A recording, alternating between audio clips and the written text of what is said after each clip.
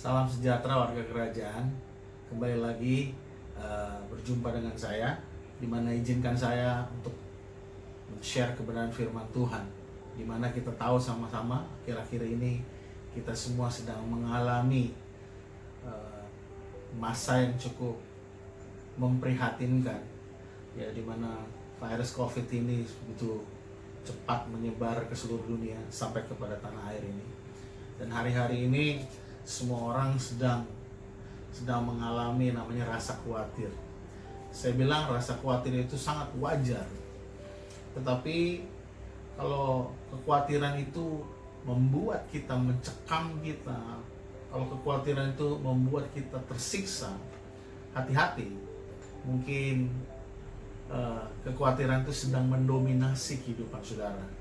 Harusnya yang mendominasi kehidupan kita adalah iman kita, bukan kekhawatiran kita. Sebab itu, mari kita belajar tentang hal ini. Kekhawatiran dalam bahasa aslinya disebut kata merimna. Nah, kekhawatiran itu artinya adalah you are pulled in many direction. Bayangkan saudara, kalau saudara tangannya diikat tali, kiri kanan, kaki diikat tali, kemudian ditarik dari segala jurusan. You are pulled in many direction. Artinya saudara break, saudara hancur. Beda dengan hope. Hope saudara ditarik kepada satu tujuan ke depan. Ada arah yang jelas. Jadi harapan. Tapi kalau kekhawatiran membuat Anda hancur. Dalam bahasa Inggrisnya, kekhawatiran juga punya arti to choke, mencekik. Saudara seperti dicekik. Nah, saya coba menggabungkan dengan apa yang coba Martin Luther katakan, bahwa doa adalah nafas orang percaya. Iya betul. Tetapi kalau kekhawatiran menghimpit saudara, nafas itu tercekik. Sampai saudara mengalami hari-hari ini kan, ada beberapa kita juga mengalami kekhawatiran yang terlalu berlebihan, sehingga ketakutan menyerang mereka. Yuk, kita mau belajar bagaimana kita overcome ketakutan, overcome kekhawatiran dalam kehidupan kita. Dalam perjanjian baru, ada dua orang yang mengajarkan tentang kekhawatiran. Pertama, Tuhan Yesus sendiri dalam kitab Matius pasal 6. Kemudian Rasul Paulus. Nah, yang kita mau belajar dari Rasul Paulus yang ada dalam kitab Filipi pasal yang keempat, ayat yang ke-6 sampai dengan ayat yang ke-9. Kalau saudara ada waktu, saudara baca di rumah. Dan saya sangat tertarik dengan apa yang coba Rasul Paulus tawarkan dengan bagaimana overcome kekhawatiran. Kekhawatiran tidak bisa saudara overcome dengan mudah. Seperti saudara membalikkan telapak tangan, atau saudara datang ke hamba Tuhan, tolong doakan saya, tumpang tangan saya. Atau saudara tunggu ada altar call. Kalau di altar call, hari-hari ini ibadah saja, ibadah di rumah. Saudara nggak bisa dengan cara yang mudah, karena overcome kekhawatiran itu saudara memerlukan konsentrasi yang penuh untuk mengubah cara pikir saudara. Karena kekhawatirannya ada di dalam pola pikir saudara. Sehingga untuk merubahnya nggak semudah itu. Saudara harus melatih pola pikir saudara untuk diisi dengan perenungan firman Tuhan, sampai pola pikir itu berubah dari firman menjadi iman. Nah, iman itu yang memberikan kekuatan buat kehidupan kita, buat kita menghadapi semua tekanan-tekanan yang terjadi sekarang. Coba kita lihat apa yang Rasul Paulus katakan dalam Filipi pasal yang keempat, ayat yang ke-6 sampai dengan ayat yang ke-9. Dimulai dengan kata ini, janganlah hendaknya kamu khawatir tentang apapun juga, tetapi nyatakanlah dalam segala hal keinginanmu kepada Allah dalam doa, permohonan, dan ucapan syukur. Nah, overcome yang pertama adalah kita latihan sikap doa. Ingat, doa bukan sekedar minta, doa is sikap. Doa adalah attitude. Masih ingat seorang yang namanya Daniel dalam perjanjian lama? Daniel adalah orang hebat.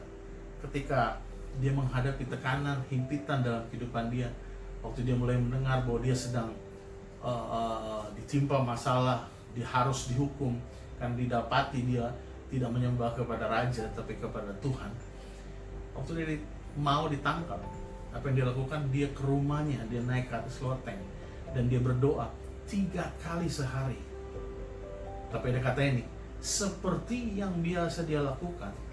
Jadi doa itu bukan suatu keadaan waktu kita terhimpit bahwa kita berdoa, tapi doa adalah sebuah sikap, attitude yang menjadi habit dalam kehidupan kita.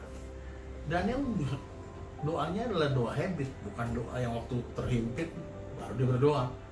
Tapi belum terlambat hari-hari ini. Yuk kita latihan. Mungkin hari-hari ini kita berdoa terpaksa karena keadaan mulai menyerang saudara. Hati-hati. Kadang-kadang kekhawatiran juga buat kita berdoa sih. Tapi doa kita adalah doa yang arahnya salah. Masih ingat yang Ayub katakan, apa yang aku takutkan, itulah yang menimpa aku. Jadi gini, kita berdoa bukan karena himpitan ketakutan kita. Kita berdoa karena kita tahu siapa Tuhan kita. Dan itulah sebuah sikap di mana kita mau tahu kehendak Tuhan. Doa yang benar adalah doa kerajaan yang pernah Yesus ajarkan. Masih ingat? Bapa kami dalam surga, dikuduskanlah namamu. Datanglah kerajaanmu, jadilah kehendakmu di bumi seperti di surga. Doa kerajaan adalah doa yang meminta kehendak Tuhan terjadi dalam kehidupan kita di bumi. Bukan doa yang sekedar minta supaya kehendak kita yang terjadi, keinginan kita yang tercapai. No. Ganti doamu jadi doa dengan doa kerajaan. Bukan doa agamawi yang hanya untuk keinginan kita, kepuasan kita, hanya supaya kita menikmati saja. No. Ganti doa itu. Kemudian ada kata ini, permohonan. Permohonan dalam bahasa sini disebut kata petisi. Petition itu adalah ungkapan dalam bahasa hukum di mana kita boleh menyampaikan permohonan kita kepada Tuhan. Boleh dong kita menyampaikan permohonan kita kepada Tuhan. Buat sahabat-sahabat saya, teman-teman saya yang mungkin hari-hari ini sudah terpapar dengan virus, sudah mungkin diisolasi, sudah di rumah sakit atau di rumah, jangan khawatir. Panjatkan permohonanmu kepada Tuhan. Tuhan pasti dengar permohonan kita, asalkan kita punya sikap doa yang benar. Yang ketiga adalah apa? Ucapan syukur. Nah, ucapan syukur ini adalah tanda kita mengakui Tuhan berdaulat penuh atas kehidupan kita. Ingat, lawannya ucapan syukur apa? Bersungut-sungut. Bersungut-sungut tanda saudara tidak mengakui Tuhan berdaulat. Seperti saudara sedang mengkudeta Tuhan. Saudara seperti bilang, Tuhan, kamu gak sanggup urus ini, biar saya urus itu. No. Jangan bersungut-sungut. Ganti dengan sikap doa saudara yang benar. Yang kedua adalah gini, Paulus juga bilang kepada kita adalah waktu kita punya sikap doa yang benar, permohonan yang benar, ucapan syukur yang benar, seperti kita membuka jalan tol di mana Tuhan memberikan damai sejahteranya kepada kita, melampaui segala akal dan pemikiran kita.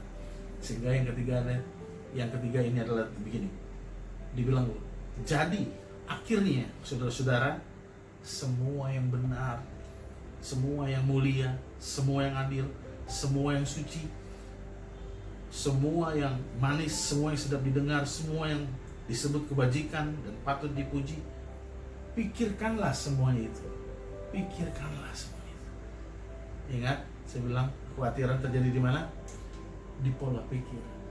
Jadi sekarang ini kita latih pola pikir kita. Jangan berpikir yang negatif, jangan berpikir hal yang pahit, tapi kita bilang berpikirlah semua hal yang baik, yang benar, yang suci, yang sedap didengar. Ada sebuah tulisan berkata bahwa pola pikiran itu seperti kebun. Kenapa bukan hutan? Kalau hutan liar, apa aja bisa tumbuh. Tapi kalau kebun, kita yang putuskan mau tanaman apa yang kita tanam. Tiba-tiba ada tanaman yang kita tidak harapkan tumbuh, apa yang kita lakukan? Kita potong. Kita disiplin. Oh no, ini bukan pikiran yang saya mau tanam. Saudara harus putuskan, latih pola pikir saudara. Dan yang terakhir adalah Paulus bilang, dan apa yang telah kamu pelajari, dan apa yang telah kamu terima, dan apa yang telah kamu dengar, apa yang telah kamu lihat padaku, lakukanlah itu. Artinya ada pertukaran gaya hidup. Artinya gini, di tengah-tengah keadaan seperti ini, jangan lupa berbagi hidup saudara dengan orang lain, berbagi kebenaran dengan orang lain. Saudara memang diisolasi, semuanya work from home, kerja di rumah, apa-apa di rumah, tapi saudara masih tetap bisa berbuat baik kepada orang lain. Dengan cara apa? Banyak hal. Saudara bisa menemukan inovasi-inovasi berbuat baik dalam permohonan Tuhan. Jangan lupa, saudara selatih gaya hidup saudara, gaya hidup doa saudara, gaya hidup thinking right, berpikir dengan yang benar. Kemudian yang ketiga, gaya hidup berbagi dengan orang lain. Saya percaya ketika saudara bisa melewati kekhawatiran saudara, iman saudara akan lebih kuat. Waktu iman saudara kuat, iman itu akan menenggelam bisa melewati segala apapun, bisa menanggulangi segala badai apapun yang terjadi dalam kehidupan saudara. Saudara lebih dari pemenang. Amin. Tuhan Yesus memberkati saudara.